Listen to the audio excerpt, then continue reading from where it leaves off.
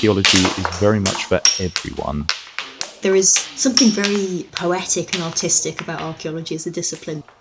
And that's exactly why the Stone Age was so long.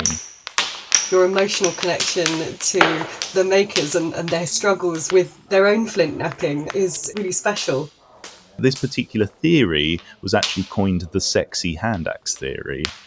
The past is so incredibly cool. Apparently you haven't got enough pointy sharp things.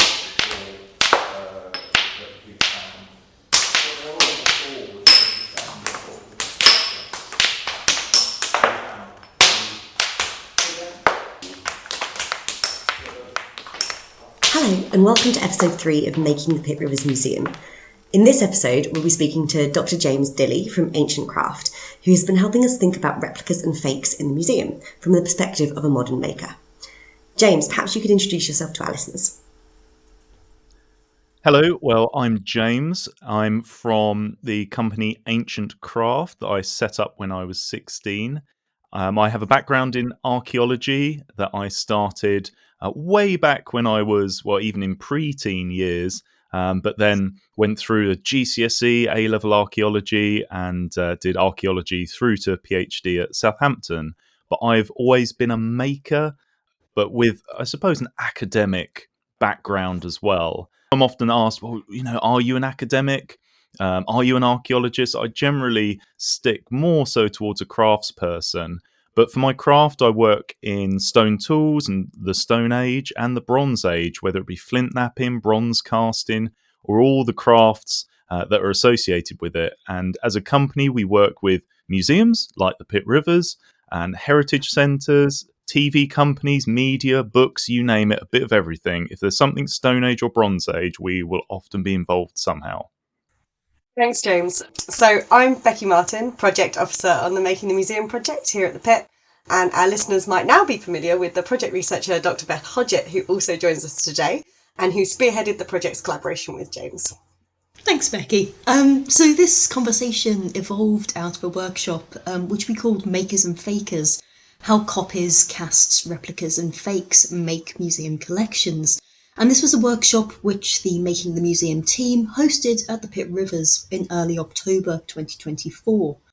As part of our project's research into the makers of the Pit Rivers Museum collection, we've discovered that a very large proportion of named makers in the museum database were often museum workers or European and settler North American archaeologists and anthropologists who were making replicas and copies of the artefacts that they studied in order to better understand the technology behind how these artefacts were made in the past. Historically, it's really important to note that museums were spaces for experimentation. Objects were regularly copied, cast, replicated and reproduced, and these copies were shared with other museums for displays, and even put to practical use for research purposes. Annual reports of the Pit Rivers describe students at the museum making flint implements, spinning or weaving, and even puzzling out the scales of musical instruments.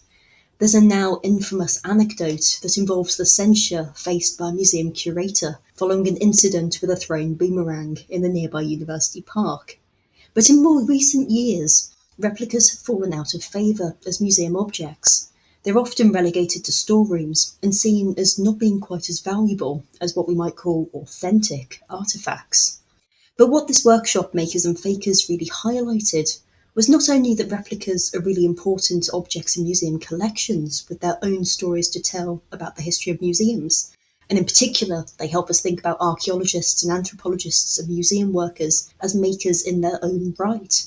But the presence of these objects in museum collections also teaches us that the act of making can really help us think about the past and the collections we care for in ways that we really couldn't do without this hands-on experience. And I think that's something I'm really excited to talk to Becky and James about today.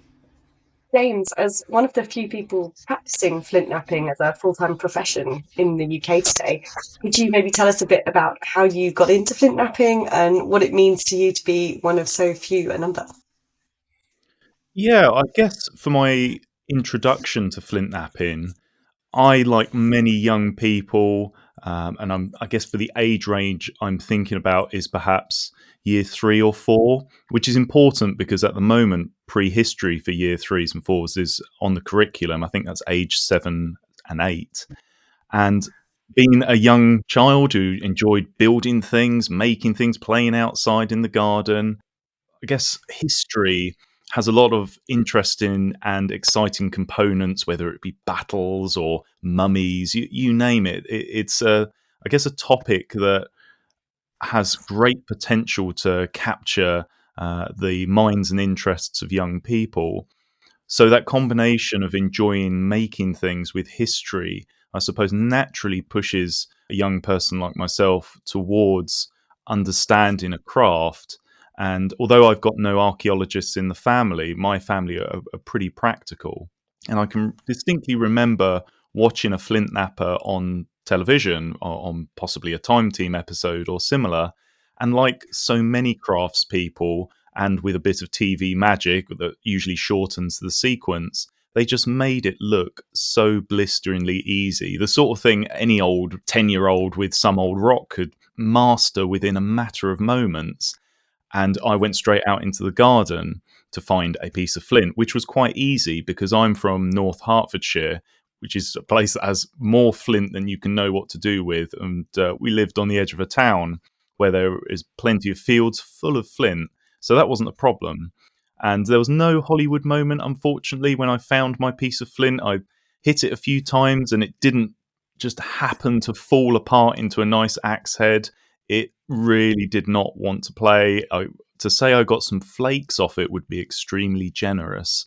But for some reason, I persisted with it. I'd seen that someone could do this and they didn't have any special equipment. They just had pebbles like I have in my hand now. So surely with perhaps a bit more effort and understanding, this is something I could do. I even then appreciate that I might not perhaps get it straight away, but perhaps with a few more taps here and a few more taps there, well, I'm perhaps seeing a little bit of progress. And with more flint from nearby fields and a few hours here after school and during school holidays, I started to continue with flint knapping a bit more. And although I don't have any archaeologists in the family, I was very lucky that my parents signed me up to the Young Archaeologist Club, which for my local base is Cambridgeshire, and they were able to help direct me towards learning more about this time period that I was starting to build a relationship with, as well as some field trips and museum trips along the way. So by watching the process being carried out by a modern craftsperson, using ancient techniques, I was captured and it's held me up until today. That's a really wonderful story, and there's something really fascinating about that idea of coming from like a family of makers and that kind of like tactility that's kind of built into just how you as a family navigate the world. And I think that kind of maybe leads me to my next question, which is that something that's always struck me about working in archaeology is that tactility of the discipline. And, you know, not only are you often the very first person in thousands of years to kind of touch an artifact as it's being excavated, as it kind of rises out of the ground, but sometimes, you know, thinking of pottery in particular, you sometimes find yourself quite literally slotting your fingers into the fingerprints of someone from the ancient past. And it's this wonderful sensation where this kind of physical proximity makes the past feel so present. And there's this real moment of kind of closeness with the maker of the artifact across time. And I wanted to ask you, in relation to your work with flint knapping, if there was a kind of standout moment like that, where you really felt that very intimate connection with a particular past maker in your work. I guess flint knapping is a craft that is exceedingly difficult, despite it being, well, I suppose the earliest of crafts making stone tools. It is, and has been referenced many times, as being one of the hardest out there that uses a natural material, because it's such a challenging skill to get to grips with. And the raw material can be so inconsistent. It's not like having a piece of wood that you can almost predict its characteristics based on the species, its hardness, how it's likely to react, how much tensile force it can withstand, whereas flint can have fossils, faults, almost quartz geodes in it, you name it. It can have all sorts of problems. But in terms of any moments, tangible connections, I suppose, to the past, it's very rarely when I see a really stunning hand axe, and you can picture that teardrop shaped, beautifully flaked stone tool right in the middle of a case. that has a label that says hundreds of thousands of years old. It's been made by a completely different species to us. Same genus, still Homo, but it's been made hundreds of thousands of years ago when the landscape that museum now sits in would have looked completely different. And I can see that tool and think, yes, okay, that's a cutting tool, and I've made lots of them, and I've used many of them and know how they work. But actually the connection, or I find a better connection when looking at some of the waste flakes, the chunks that have been detached during that process. Because to start with a nodule of flint, to get to that nice lenticular shaped hand axe, you have to use a pebble or a bone or an antler to take lots of flakes off to undercut pieces from the outside. And each time you hit it, you put that plane of fracture through the rock, and you can read it as you go through it. But being able to read that process and how that shock travels takes a huge amount of skill and experience. And sometimes, well, actually quite frequently, often in museum stores, because they're perhaps not quite so visually attractive, you can come across mishaps, mistakes that people have made hundreds or even just thousands of years ago. And occasionally you can pick up pieces and see exactly how they've struggled to get rid of this one chunk that sometimes they've managed, sometimes they haven't. But because I've been in that setting myself many times, I absolutely know that frustration. I can think through my own head how they're desperately trying to turn this piece of flint over and over and work out any opportunity that they can set up an angle. And I do actually have an axed rough out that I found in North Wales last year, which I think is one of the best examples that I've found. Unfortunately, it's quite weathered on one side, but the other side, it has, well, as my partner Emma Jones, who specialises in prehistoric ornamentation, likes to use for her technical terminology, a knobble. For any lumps or bumps on a piece of flint, which I guess detract from its aesthetic quality. And this axe rough out has a knobble on the top of it. And you can see where the knapper has tried to undercut the knobble at almost every angle. They've tried every single opportunity all the way around it, and they've not quite managed it. And they've discarded this rough out. I've never come across one quite so obvious as that. But you can pick up an object like that and actually feel that emotion. It never became an axe head, but you can really sense, you can imagine the person is perhaps sat at that spot next to you as you stand there holding this thing that they discarded. They haven't just completed this object and stepped away to cut down a tree. They've gone through some intense feelings of frustration and annoyance to get to this piece of rock that you're now holding. And I suppose there is that tactile connection that we have with these stone tools. But I think trying to build that relationship based through emotion and feeling actually connects us better as humans sometimes, that we can feel that empathy across, well, sometimes hundreds of thousands of years. And although it might seem like distant time, it is crafts like flint knapping that gives us those rare opportunities. That's a really lovely way of putting it, James. And your connection to not just the flint as a material, but your emotional connection to the makers and their struggles with their own flint knapping is really special. I know that you're obviously bringing a huge wealth of experience to this when you look at those artefacts. And I was just wondering when you look at these artefacts, has that taught you anything as a maker yourself? And does it help you knap flint today when you see these knobbles and the techniques that someone has used? Has it helped you to try and work out what you might do in a similar situation, for example? Well, I think if we can work out a way of spreading the terminology of knobble, that I think that'll do an awful lot of good for breaking down some of these very, very technical terms that archaeologists use that can make it a bit inaccessible. But when you hold up a piece of rock and say knobble, people can immediately imagine, yeah, that's a lump. That's not just some tranche flake, or you're not throwing in phrases like chaîne à prétoire, which for most people outside archaeology, they sort of look at you blankly. And I'm definitely a person that appreciates straightforward, down-to-earth language, and I think that's a key part of prehistoric archaeology. But that's a slight sidetrack and a different story.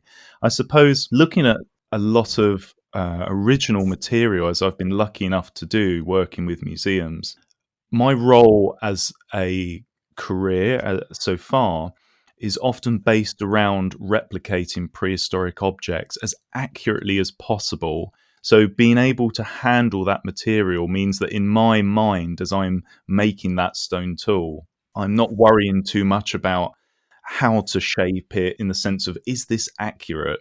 Because I almost have that catalogue in my mind that you can sort of flick to page 6, and we go through our list of scrapers. Now this museum wanted an early Neolithic scraper, so it needs to be on a flake that's probably come from an axe head, and I'm going to flake it quite cleanly. But this museum wants an early Bronze Age scraper, so essentially I just need to bash it and make it look like a load of rubbish. I guess that position that I have been able to handle a lot of that material provides that foundation of confidence that as I'm working through the material, I know what I'm aiming for. I don't have to worry about being creative too much. I guess I'm not a particularly creative person, although I suppose my craft is quite artistic on one scale. I would say that I'm much better at copying things. I guess I'm perhaps a unintentional faker. I'm much more comfortable making a replica of something rather than just an object, purely out of nothing, I suppose, as it were, out of imagination and pure creativity. So I guess perhaps looking at a different way, looking at the original material outside of the making process actually gives me the opportunity to feed back to museums or whoever has this collection at the time to give some indication of how that tool has come to be in the state that it is, to start to pick apart its object biography. Because in theory, an axe is an axe, but actually that axe may have gone through many stages. And if we take it further down the line, just to perhaps a humble little scraper that's just on a flake, that scraper may have been several tools before it is in its state as it was found. It might have been perhaps a knife before it was flaked down, and before then maybe some other larger tool, maybe a broken axe head that someone has taken up one half of the axe, taken a flake off it, and utilised that sharp material whilst they were out in the woods. Because for lack of deep ploughing at the time, it's much easier just to pick up a broken chunk of axe rather than start digging a hole for some flint. But trying to pick apart that story that object has been through can be quite tricky when you just look at the finished objects, and it can be very subtle telltale signs, like a tiny patch of polish on the surface or slightly unusual flaking on one side that suggests that perhaps one part of it was finely flaked, but the edge here is quite roughly flaked. That could indicate that it was the work of two different people, or that they were trying to make something quickly, perhaps. They weren't so concerned about making a finely finished object. And when you just look at quite a sterile piece of stone, trying to pick out that life story can be quite tricky unless you have that experience of making those stone tools as a modern craftsperson and using them. And you've asked me a lot about going through that process of making stone tools, but I use them an awful lot as well through all sorts of projects, from cutting down all the timber to build the replica Neolithic houses at Stonehenge, to making wooden sledges to carry a 1-ton stone to be pulled by 30 primary school kids for a BBC documentary. That feeds back into my understanding of how those stone tools work, that I am lucky enough to then pass on that information to a museum that can then use it to interact with the public in a nice circle, if you like. I love that. It's, as you say, these things that your role as a maker reveals about these historic makers and the historic processes that people who don't have that hands-on experience might miss. And again, I think what you're talking about in terms of the story that objects tell us, and the idea that even replicas have their own biographies and their own stories, is a really interesting one. I love that description of going from the kind of the axe all the way down to the kind of scraper through the object's life.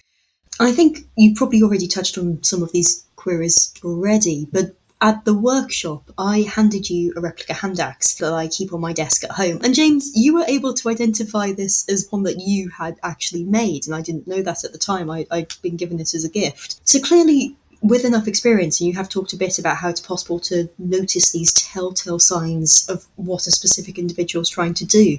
But are there any other studies? Like, can you tell things like, is someone left or right-handed? Is it an adult or a child who made objects like this? And what can you tell about a specific maker of a particular stone tool by working directly with these artifacts? So that's, I guess, as a multi-part question, I will have to give a multi-part answer, because it's not a straightforward thing to look at in a fairly short period of time.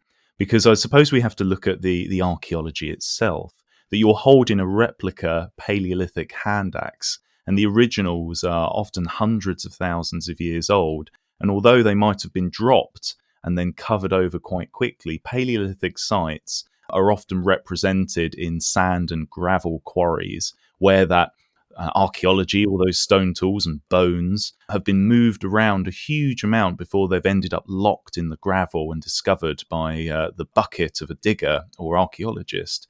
So picking apart the site starts to get quite tricky, because that hand axe might be some distance away from the waste material and perhaps scattered away from other objects that might give a sense of how it fitted into the rest of that material, so that you can perhaps make that connection to other objects to see similarities in the quality of the working. But there are examples, rare examples, in archaeology where we have, even from 500,000 years ago, scatters of waste flakes that have survived all that time. And a particularly good example is at Eartham Pit near Boxgrove, just near Chichester, where archaeologists were excavating a site where they found around 300 hand axes, and in one of the layers they found a collection of flint flakes in a little scatter. And it was where someone had been resharpening a hand axe, just the tip of it, not making it from scratch. But curiously, this scatter was in an almost perfect V shape on the ground. And what they realised is that they had found the point where someone had been sat on the ground with their bottom on the ground, legs apart, and they'd been napping, holding the hand axe out in front of them, and the scatter was left in, I guess, the shadow of their legs, I suppose, that had survived for 500,000 years. But that's quite rare, sadly. We can identify that 10 minutes right there for that napper sat there, and we can tell, well, this person is clearly fairly skilled, that they can retouch this fine cutting tool. But trying to pick out individual nappers thousands of years ago starts to get quite tricky. Now, I mentioned that axe from only 5,000 years ago, let alone 500,000 years ago, with all the problems that left the knobble on the top. Well, that's surrounded by a huge amount of natural debris and other broken axes and flakes and moss and other natural growths over the surface, which make it very, very difficult to pick out individuals. In quite well-preserved stone tool or lithic assemblages, sometimes you can start to see some similarities, but I guess you have to counter that could just be social or cultural pressure to flake stone tools in a similar fashion. And although that stone tool looks very similar to that stone tool, the difference in time could be 100 years, 1,000 years, and clearly those people would have never known each other. And the other problem is that people often, even in later prehistory, moved around an awful lot and sometimes returned to sites, but after a period of time. And if the same person is passing on a similar level of skill or perhaps a method of approach, then you are going to see similar results. So it does get quite tricky to pick apart who individual makers were in deep time. And although you can look at stone tools and start to see some similarities, I do add the air of caution that just because two axes look quite similar, it might be because the flint naturally lends itself to being that shape. That's the easiest and most direct, useful shape to make, rather than one napper purposely making the particular shape that they like over others. And that is where it starts to get quite tricky.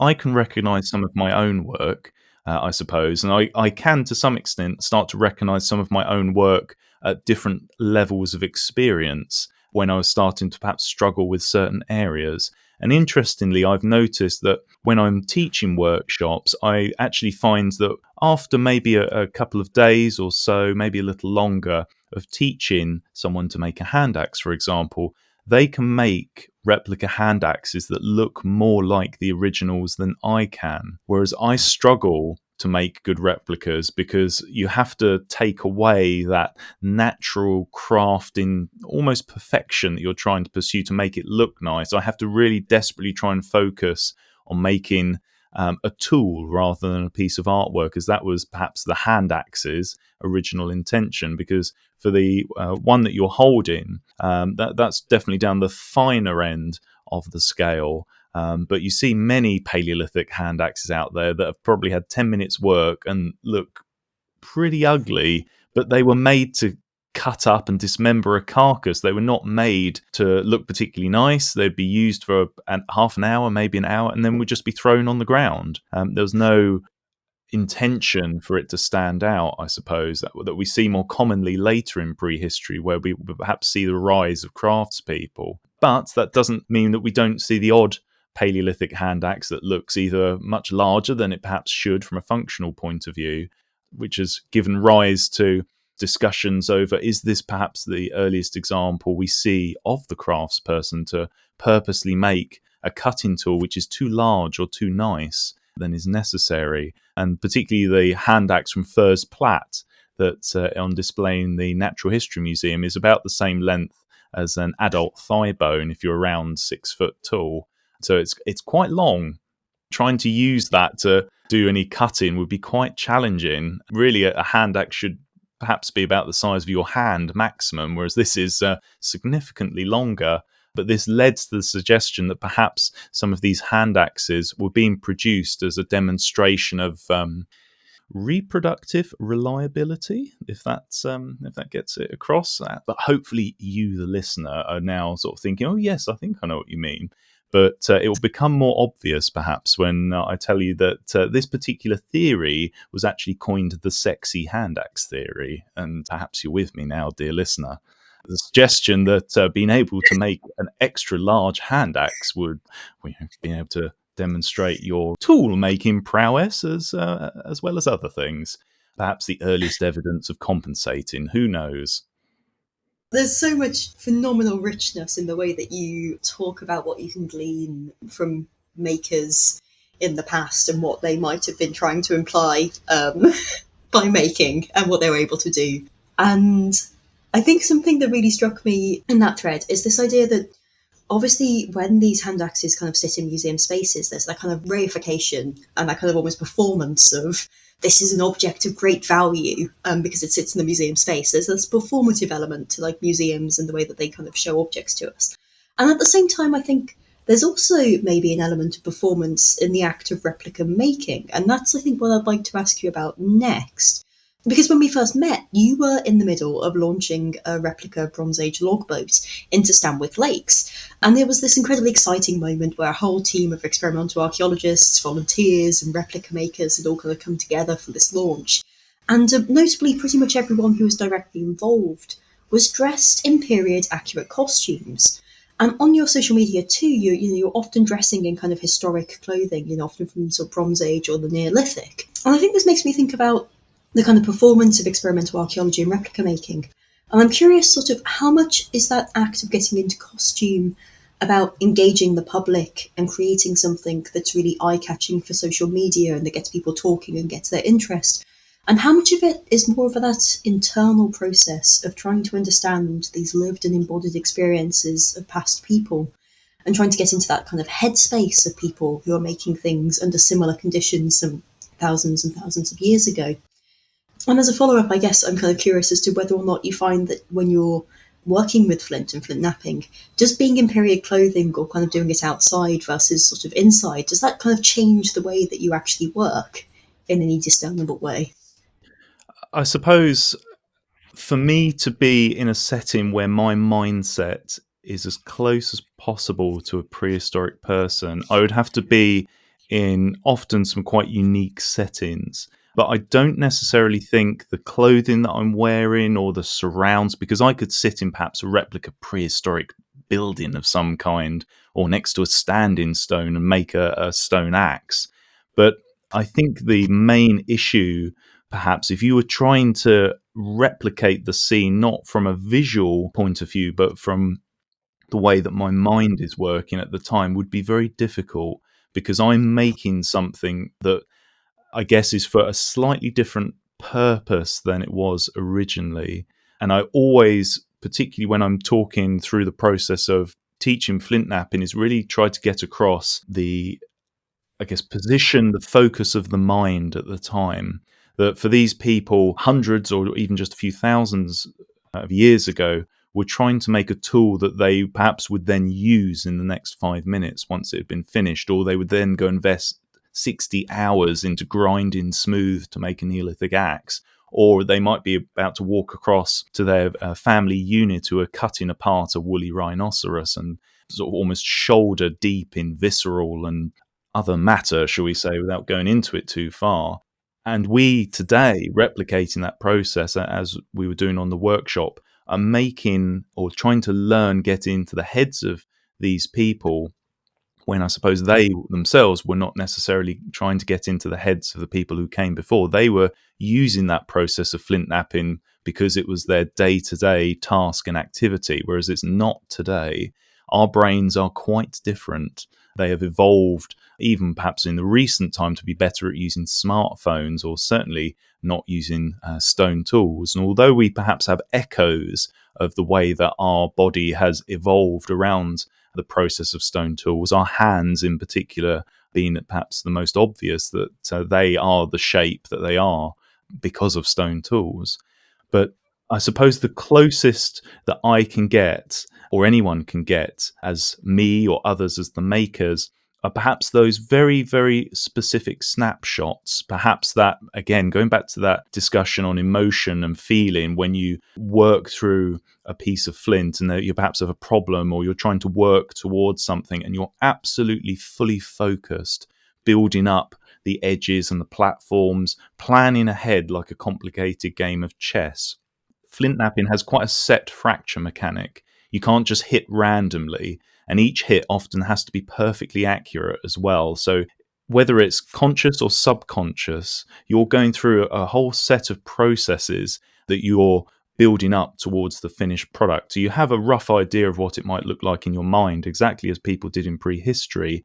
And within that build up, as you're thinking carefully through it, there will be short moments when that connection, if you were to scan someone's brain at that moment, would probably be very, very similar to that of a prehistoric person, because at that moment you're fully concentrated.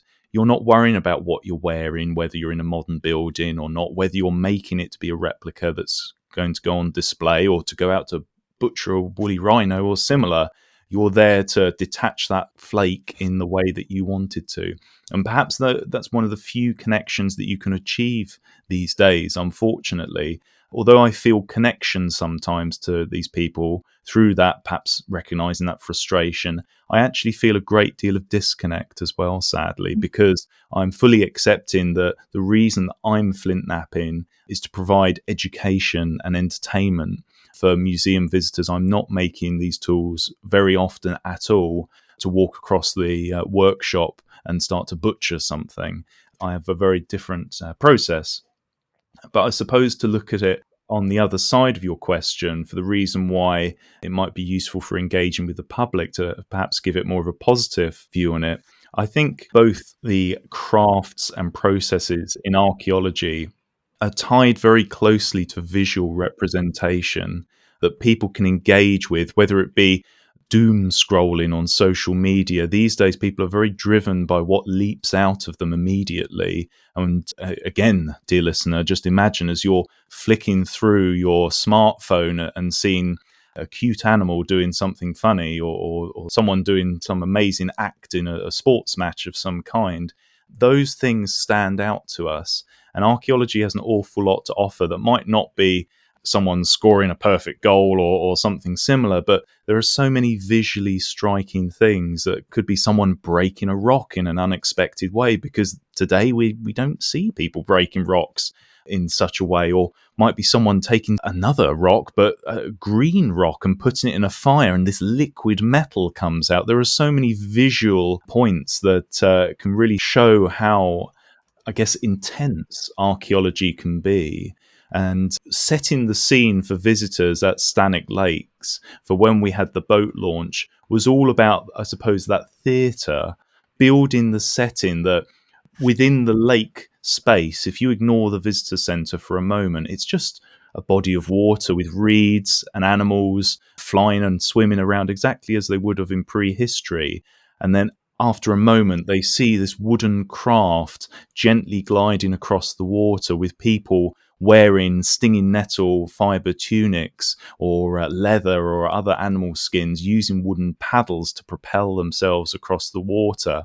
And just for a moment, if you can blank out some of the modern noises in the background, you're seeing a scene from perhaps 3,000 or 4,000 years ago. And it's finding those opportunities within museums or with craftspeople or experimental archaeology that are opportunities to actually grab people. That means that our static stone tool that just sits there and it looks nice day after day, and occasionally people walk past and read the label and see that it's a couple of 100,000 years old. By going through those processes of setting the scene, perhaps building that Bronze Age boat, we are bringing back life to those objects which have become cold and distant after thousands of years. We need to perhaps bring that warmth, that excitement back to them so that people can feel that element of understanding with them, because I saw those people go out on that lake and I saw them using bronze axes to cut that wood, and wasn't it effective? I thought bronze was a soft metal, but they cut through that in a short amount of time. Or I saw someone making one of those stone axes on TV. They look as if they would take hours to make, but he did it in 10 minutes. I never knew that. And those capture points, I guess, if we could bottle it, is exactly the way that museums and archaeology can drive to engage and bring wider audiences in. You speak so beautifully about that allure of archaeology, and I think there is something very poetic and artistic about archaeology as a discipline that always really grabs my imagination, and it's storytelling, I suppose. Archaeology is about telling stories. And I think that really resonates for a lot of people in very different ways. And I'm kind of curious now to kind of take this theme that you're talking about, of this kind of the tension between feeling connection and also feeling distance from people in the very, very far past, and think about connections to people in the more recent past. And there's a very long history of flint knapping as an experimental research tool in archaeology. Pretty much from the moment that hand axes were kind of discovered in the Somme gravels in the 1830s, antiquarians were trying to understand if these objects might have been made by humans, and if so, trying to work out how that would have been possible.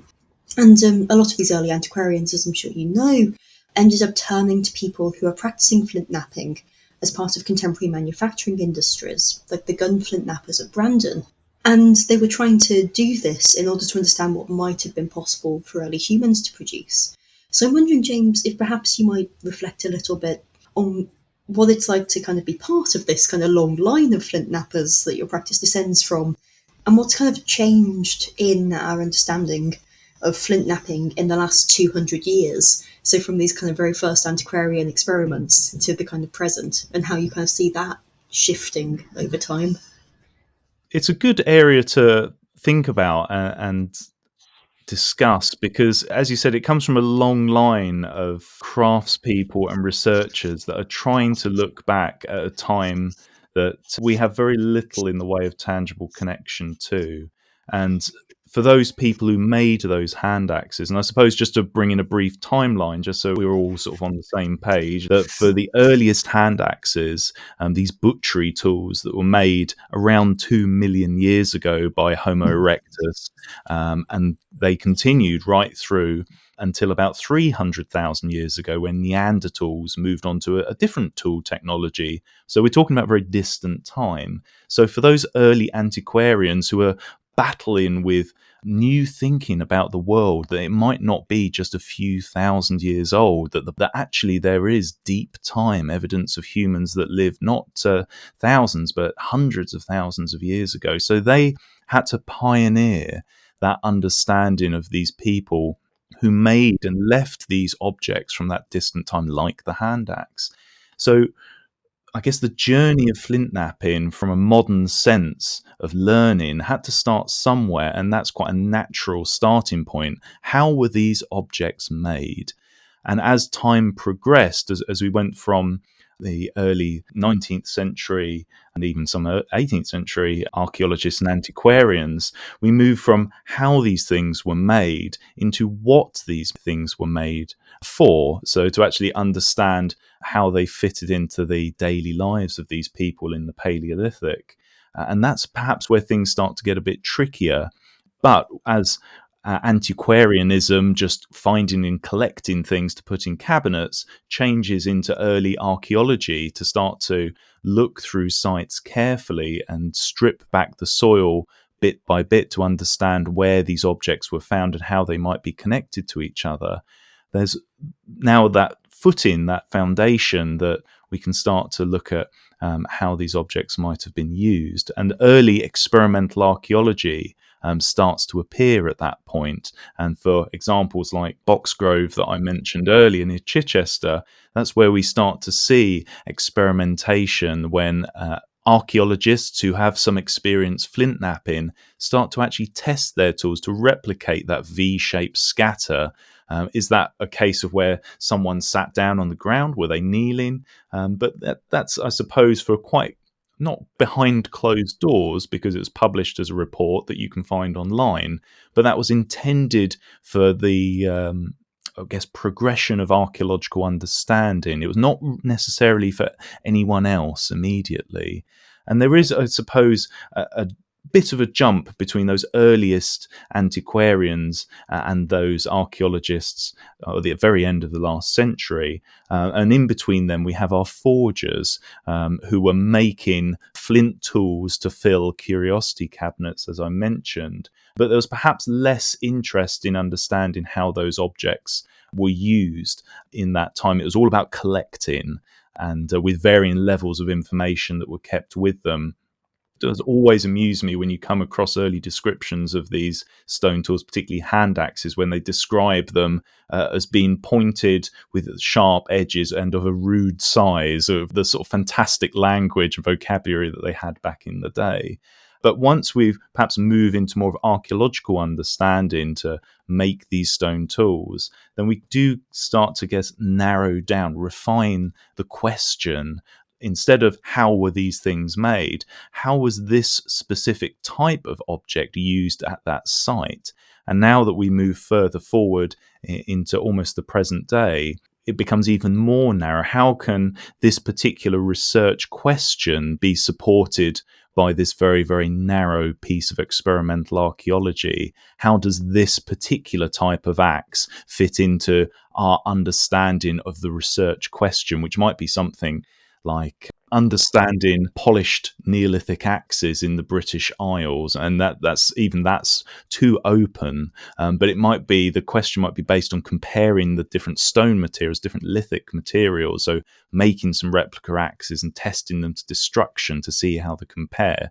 So the focus has become less the experiment and more how the experiment can fit into the question as a larger approach. But that comes at a time, I suppose, that the focus shifts a little bit to actually start to engage with the public a bit more, to actually use processes like flint knapping as a tool to engage. And for my timeline, where I fit in, it is about there that we see for flint knappers starting to appear on television or through museum galleries. For one in particular that I was in recently that will remain nameless, that had a film of flint knapping that must be over 20 years old now. And I can guess who I think the flint knapper is, but at the time they would have been perhaps the only one at the time, or maybe one of only a handful. And they were showing the process of flint knapping, but holding the flint with one of those sort of bar towels, one of those narrow towels that often has some alcoholic beverage. And just holding the flint, knapping it. And at the time, that would have been perfectly fine. But whereas today, for usually new exhibitions that have a film showing flint knapping or similar, it's very, very carefully, not necessarily scripted, but the scene is dressed, I suppose, that if you were going to hold the flint, you'd hold it with a piece of leather and you perhaps wear some authentic clothing rather than just be in your jeans with a beer towel or similar. But you can see that progression, that rather than using flint knapping in the modern day for answering questions, although it is quite frequently. It's now used, I would say, far more so for engaging with the public. And where in the past that was based on using physical objects, the product of those early knappers who made a hand axe, and this is how you make it. Now it's about capturing that process through a video camera or audio, that the product becomes less important than the process and visualizing the process. There must be a wide number of museums that, I guess, if you counted the amount of times that hand axe has been made that I've made in a film, might be many more times than I've ever made hand axes, because that video has been on loop for almost every day the museum's open. You start to sort of break down in the numbers in your head to think, well, this is perhaps the first time that hand axes as a discussion point and interest, or even actually making them, has been as popular as it ever has been, because our population is now much, much, much greater than it is in the Paleolithic. So it's possible that although the numbers of hand axes might not be the same, our interactions with hand axes are much, much greater by many multiples than they ever have been. That in and of itself is a mind-blowing fact, and I think something that was really wonderful to hear you talk about just then is this kind of sense of the progression of the kinds of questions that archaeologists and antiquarians are asking of these objects over time, and how that relates to the practical experimentation that goes on in terms of how people are trying to replicate these ancient crafts. And certainly thinking about the Pitt Rivers collection, we definitely have examples, from across, from the early 1800s all the way into the kind of like late 1960s of experimental tools being used. And again, you sort of touched on this very briefly. We do also have examples of forgeries as well as experimental replica tools in the Pitt Rivers. And I think it's quite important to distinguish between forgeries and replicas, despite the fact that both of them often sit quite close to each other in museum collections. As objects, they have quite different stories to tell, and they serve quite different purposes. But the thing that always kind of strikes me is that if we were to put, say, a replica that you had made very recently next to a replica or a forgery made, I'm thinking of someone like Flint Jack, who was operating in the kind of early 1850s, 1860s. And if we put that again next to a genuine hand axe from very ancient times, someone who wasn't an expert might find it very hard to kind of see any difference between those three objects as they were displayed in the museum. And so I think my question then kind of becomes, how would you differentiate between a genuine artifact and a recent copy? And then secondly, if you could talk a bit about how the process of making a replica is very different to making a forgery, and sort of how do you kind of frame your work so that people are clear what it is that you're trying to do, that you're making replicas, and how that distinguishes from, you often see sort of forgeries being sold online as genuine artifacts, and how you kind of navigate that territory. So I suppose for those earliest reproduction flintknappers, whether they be fakers, forgers, or for the processes of archaeological learning, they hadn't yet necessarily understood the subtle ins and outs of how to make a good replica. And I talked about this a little bit earlier, about how I struggle to make a good replica, in the sense that I can over-engineer. And actually, when I'm teaching people on workshops, when they have that limited experience, when they're not so worried about perfection and they almost have a bit of a reckless abandon, they can make something that has the authentic mistakes, I suppose. Whereas what you often see with early reproductions is where they're using tools that they wouldn't have used in the Paleolithic, for example, often using steel hammers as those gun flint knappers would have once done. And they leave quite a distinctive marker. And I suppose looking at Edward Simpson or Flint Jack's work, a lot of his flint work is shaped and trimmed around the outside to create a shape rather than an object, a whole object across the whole surface that looks authentic. Whereas as time progresses from those early reproduction flint knappers to where we are today, the level of reproduction quality, has improved. They've become closer and closer and closer to the real thing when we become interested and focused on making them as accurate as physically possible, not just looking at the shape, not just looking at what the surface flaking, the scars look like, but actually looking at the tiny microfractures along the edge to try and make them as close as possible so that they look like originals and therefore would work like originals if we were doing some experimental archaeology. Because if I was to hold a piece of flint and roughly trim it around the outside with a steel hammer, it would have a very, very different cutting edge to one that I had made with a focus of authenticity with stone hammers and antler hammers. I was making something to cut. I was making a tool rather than our early forger who was making something perhaps to deceive collectors, which is something quite different. It had a different purpose. Yeah, and I guess to mitigate my work being sold as original, I could use something like plenty of knappers, particularly in Europe, uses a little diamond disc cutter on a multi-tool to put little marks or initials on the bottom of a tool. But you could quite easily just flake it again and undercut that surface and remove those cut marks, or just take off that entire chunk from that corner, and then that modern mark would be lost if you were so inclined. I have seen some of my work that's sold as originals online, both on sort of bidding websites and actual established auction houses of antiquities, which, you know, we go into the ethics behind the selling of antiquities. It's a whole different podcast.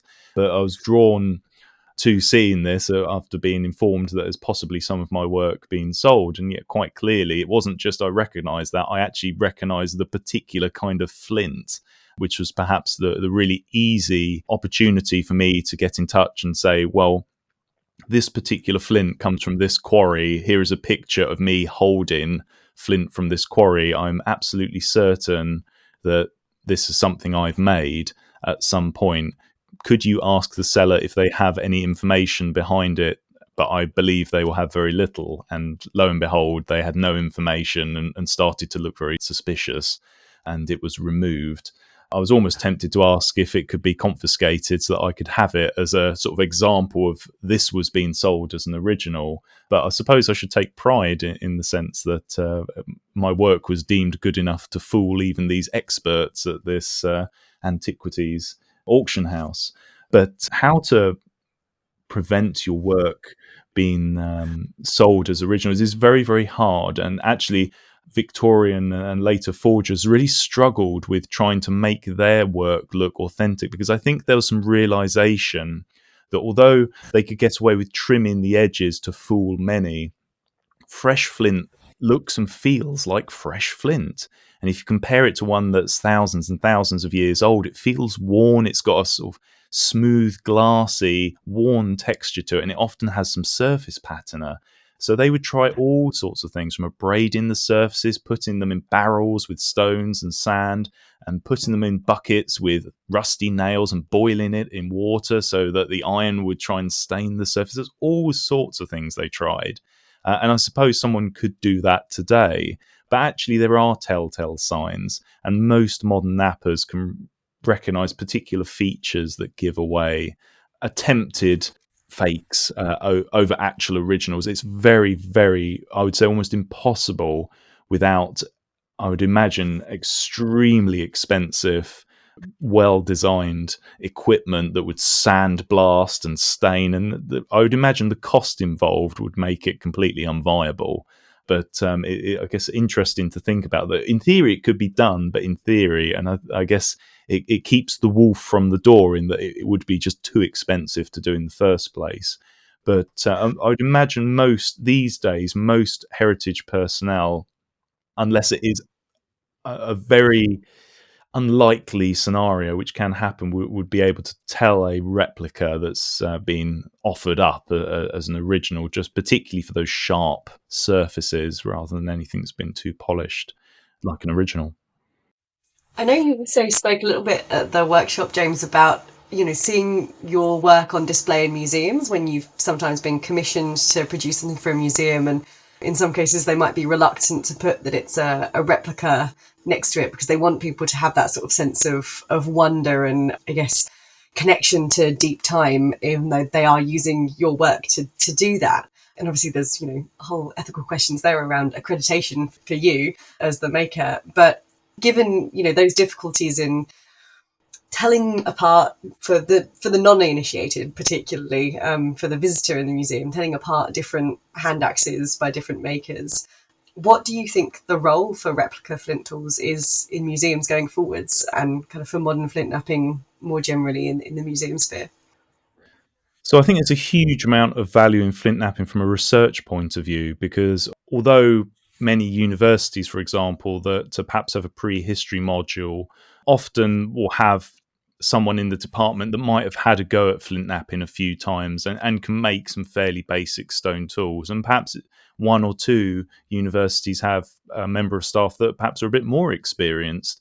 But when there's either some student research or PhD research or even some departmental research that's based around more complicated stone tools or of a higher quality, that's one example of where a professional flint knapper becomes useful, because they will have the skill to execute making one of those more refined or difficult to produce stone tools. But they'll often have a huge amount of knowledge and experience in sourcing the right material, and they will almost always be able to offer insights for this particular bit of research that you will often not be able to find anywhere else, because they have worked with that particular material. As an example, it might be a flint type from Kent, let's say, that is very glassy, and as they've had a go at going through the processes of replicating, they found that it's quite good for making a particular type of tool, but not very good for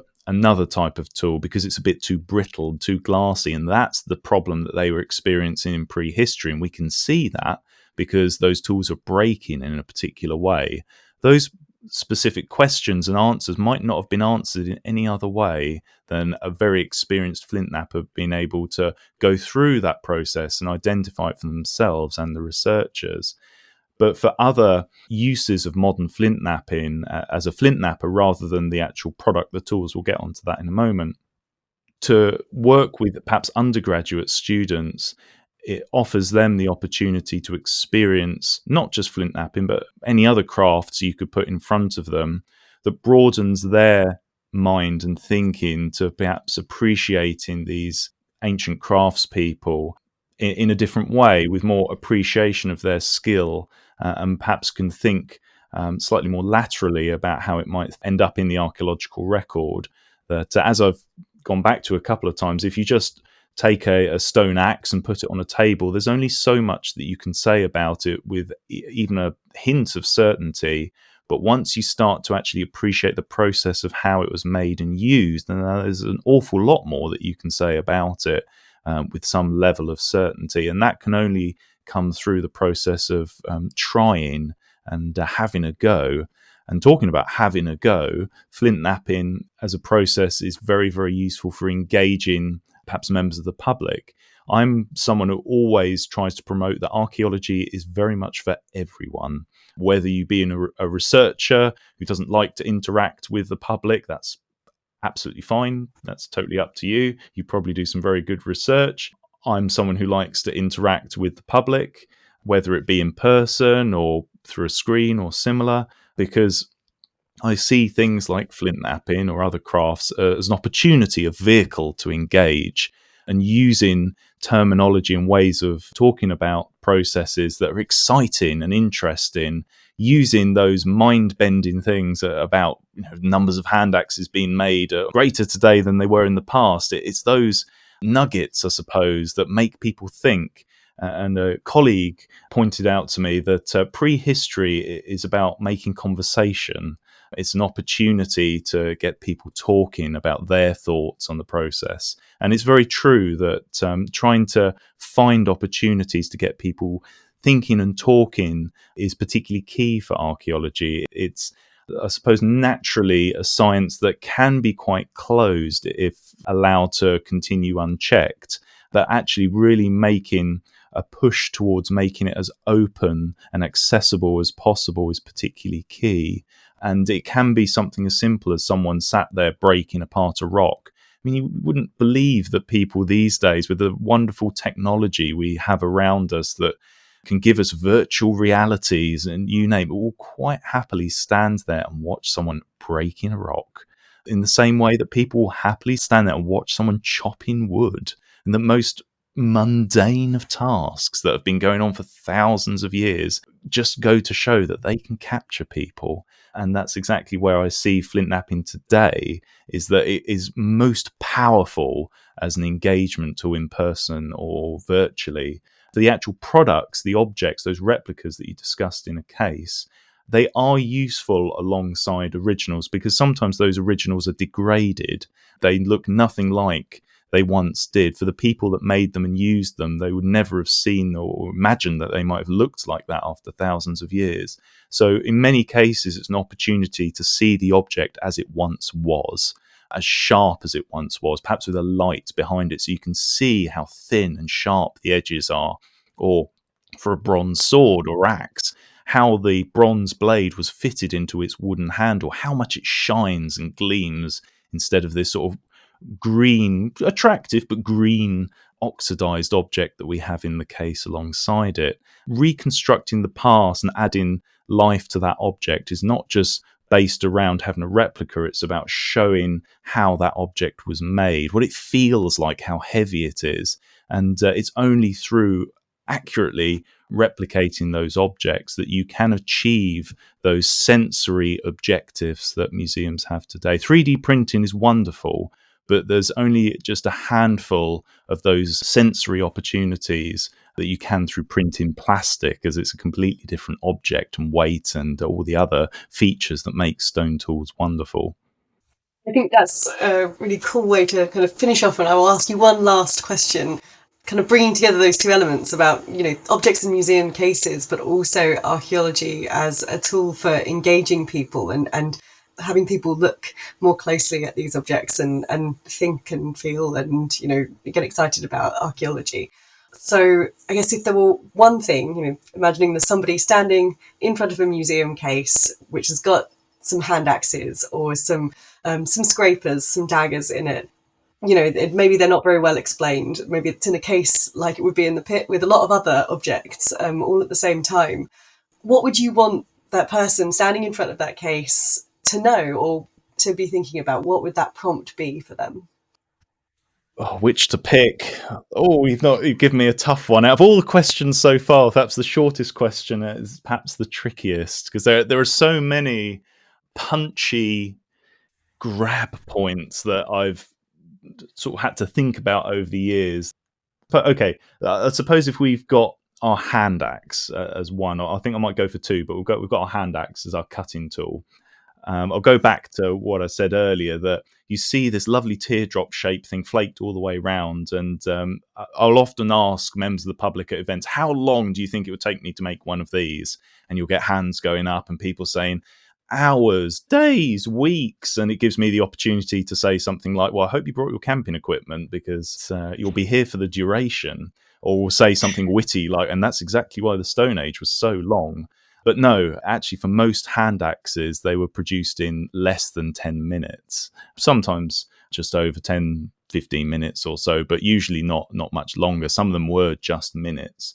But I suppose the other punchy thing that I quite like to get across is that I'll have in front of me in one hand a hand axe from the lower Paleolithic, and in my other hand a Neolithic axe head, not polished, just not a flaked axe head without its wooden handle.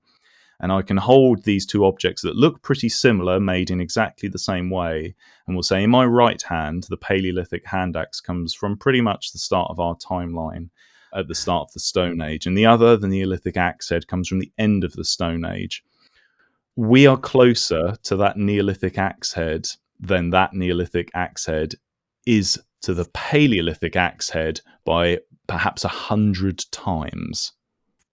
But they're both from the Stone Age. Staggering.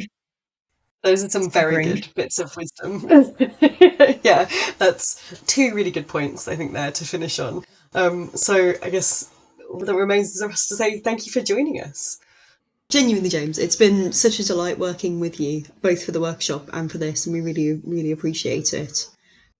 Yeah, it's been great. It's nice to perhaps talk about how these objects and processes can be used, but I think it's quite obvious that we've seen at events and talking to the public just how excited people of all ages and backgrounds get.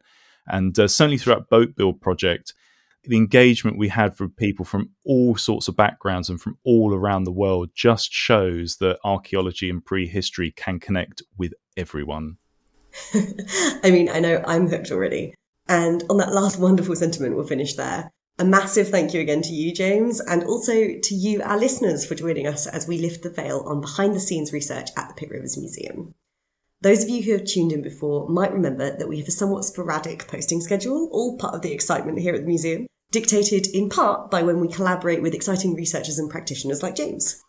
If you're new to the podcast and you want to hear more, I highly recommend clicking subscribe or follow wherever you get your podcasts to be notified as soon as we have a new episode out. Join us next time to hear from Ariana Takao, a Maori musician who's been working with and even playing some of the instruments in our collection, possibly for the first time in 150 years. Until next time, we've been making the museum. I wasn't expecting it to have a scent to the process. It's incredible. I can't smell that.